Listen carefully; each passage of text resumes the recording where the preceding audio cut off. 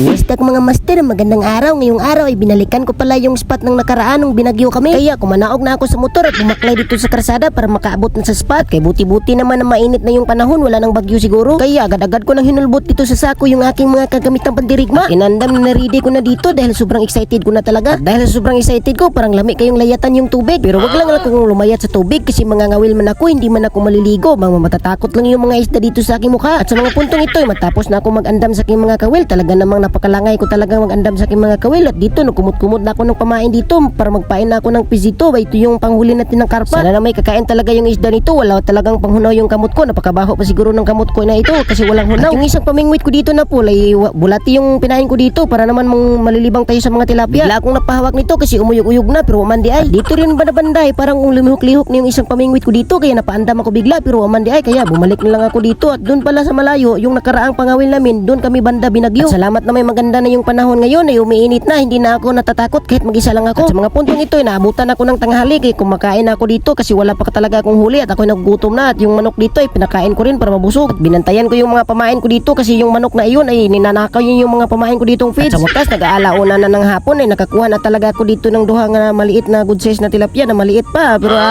dadalhin ko na lang ito kasi magkikilaw na lang ako kung wala akong malalaki na makuha ngayon. Dito banda-banday binigyan ng malakas na huksit pero hindi man nasa sangit yung kaniyang baba ng isda. Walang isda na nasama yung ating nagbitay-bitay na tingga. Sa mga puntong ito ay bumira na naman ako ay nakakuha na naman ng maliit na tilapia. Ano naman ito napakakansi, napakalayo ng binyahe ko tapos ganito lang yung mga mahuhuli na madadakpan ko ng mga tilapia. At sa mga puntong ito ay kinabahan na, kinulbaan na talaga ako kasi nagbukal-bukal na yung tubig. Sinyalis na ito na magsilapitan na yung mga karpa at tamang dagpak lang ako ng mga lamok dito. Nilalamok na yung aking tiil. At dito banda-banda bigla akong nabigla at nakuratan kasi may nahok na pala yung aking kawil. Kaya sobrang excited ko na talaga dito kasi nararamdaman ko na mamaw na talaga ito. Pero grabe ka di malason na kuugnaw kasi nakabuhi pa jud talaga. Kaya sa mga puntong ito ay ako'y kahila ko na talaga kasi nakabuhi pa jud. Dako-dako na labagyo dun ta. Ako na may nabigla kasi dito naman ay parang may bumira kaya parang sumangit. Kaya dinali-dali ko ay nakakuha na pala di ay ng karpa. Kaya hindi ko pinasailo ang karpa. Agad-agad kong itinukbo sa aking kamot. Nagikan kumalot sa lubot. Nagpuruk-puruk at naghinam-hinam na talaga ako dito kasi bihira lang talaga ako makakuha ng ganito kalaki. Sobrang lipay talaga ng aking naong. Sa mga puntong ito ay kasinggito na talaga ako sa sobrang tuwa. At grabe naman talaga, napakatibay talaga ng hooks na ito. Proven and tested ko na talaga itong hooks na ito. Ito lang kalaki pero nakahuli ng karpa. At sa mga puntong ito, akala na siguro na nila na magsigang ako kaya binigyan ako ng kangkong. Sinyalis sa siguro ito para umuwi. At tamang-tama kasi babiyahe pa ako ng 150 kilometers kaya mag-andam na ako dito para umuwi na. Kinuha ko na dito yung aking huli. At salamat na may biniyayaan, nagigrasyahan ako ngayon kahit isa lang. Napakalipay na talaga ng aking naong. Huwag kang mag-alala, mamahalin kita, isisigang kita mamaya. At kaya dahil alas 4 na ng hapon ay nanghipos na talaga ako dito para makauwi na, para makabiyahe na nagsugod at nilapitan ko na yung motor ko dito na binukutan ko ng lukay. Mabuti na lang ay hindi sinandihan ng mga